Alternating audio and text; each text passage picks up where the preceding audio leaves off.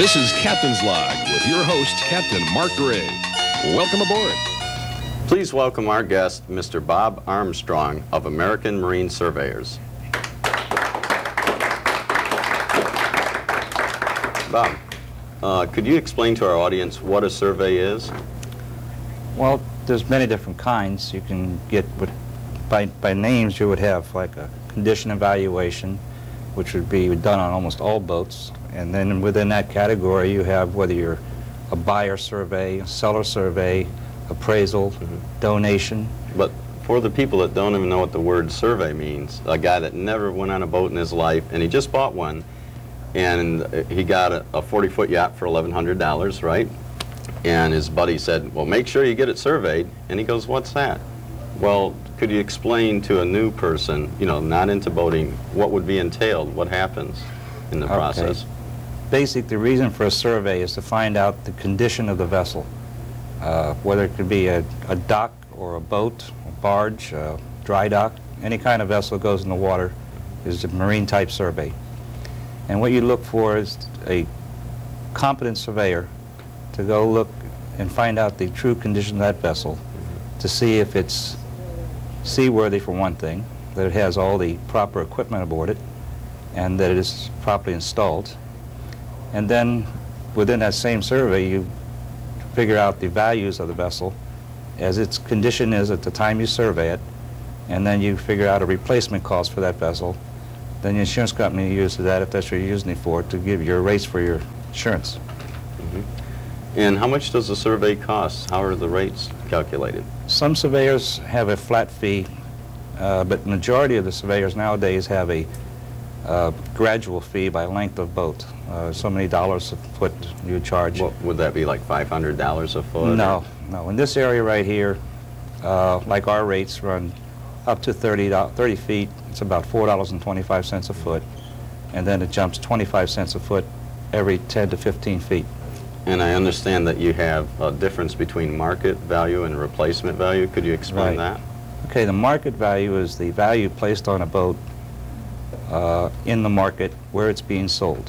In other words, if someone is wanting to buy that boat, you try to find out what the boat of that style, as equipped as it is, how much it's worth in the market, say in Ventura or Southern California. And then the replacement value is how much it would cost to replace that boat if it was totally lost with its equipment, and then how it was in that area. But I understand, like, we have a boat that's market value is about $10,000, say, and the replacement value is usually around like $35,000. It's quite a bit higher. But the insurance company, it seems, will not insure it for plus or minus 10% of the market value. So actually, even though it has a replacement value of $35,000, you couldn't really insure it for that. Is that correct? Well, some insurance companies have a little higher rates they can go with. Others don't. It's a scale that each company uses to figure out their rates. But they're going to insure the value based on the appraised value for market, plus or minus so much expense, or above that amount, plus the way it's equipped. And you can change it by lot by putting equipment on there and change the value of the boat. Oh, and then bring it up, but it's actual money equipment that you put in. Right. So just because someone sees, hey, this boat has a replacement of $50,000, and I only paid $10,000, they shouldn't be encouraged to go out and sink the boat and try to collect 50, right? The replacement value is based on a new boat rather than a 1977 model. So there's a big variation in prices. Could you tell us and our viewers just what goes into the training of a surveyor, how one becomes a surveyor, and if there's a licensing process, things of that sort? Well, the training is based on experience. There's no schools or anything to go to be a surveyor. There are some around that say that they will teach you and get you a job, but most times you don't get that job. You just get the training. But it's good to work in a shipyard to repair, some military experience, sailing or being on vessels, building, working with building industry, building vessels. And then some companies will take a person fresh and train them by themselves in their own survey company. And after that, 2 or 3 years, they'll let you try to survey and see if you learned anything. So actually, if there's no licensing, someone could go out and say, sure, I know what a halyard is, I'll survey your boat and write down a value and stuff. But I do understand that banks will not take surveys except from people that they have faith in. Is this correct? Right. What it is, the good surveyors are based on their notoriety, whether it's good or bad, and then what companies have a good reputation, because they'll only hire good surveyors.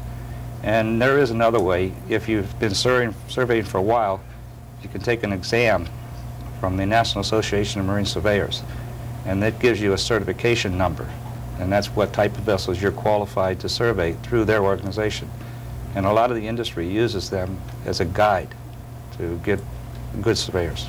So the long and short of it is there is an accreditation type process to where people aren't just walking out and doing surveys and charging you $4 or $5 a foot.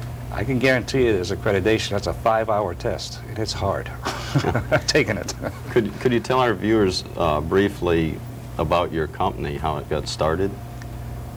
Well, there was 2 or 3 of us were in Singapore one time. We were all going to retire about the same time. So he said, let's see if we can buy a survey business. We've been doing it for 10, 15 years in the Coast Guard. So one guy came back, one guy was going to sell his business, so they drug the money up and they bought it. Well, unfortunately, I was touring the United States after retiring, so I wasn't able to get on it. And then they bought the company in Long Beach. They opened an office in Singapore. They worked for about 3 years. Then we opened an office here in Ventura, and it's just growing from there. Next one's supposed to be either Honolulu or Santa Rosa.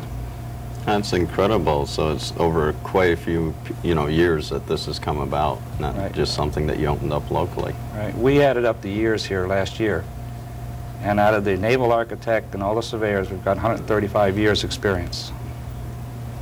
That's quite a bit. Well, we'll be back.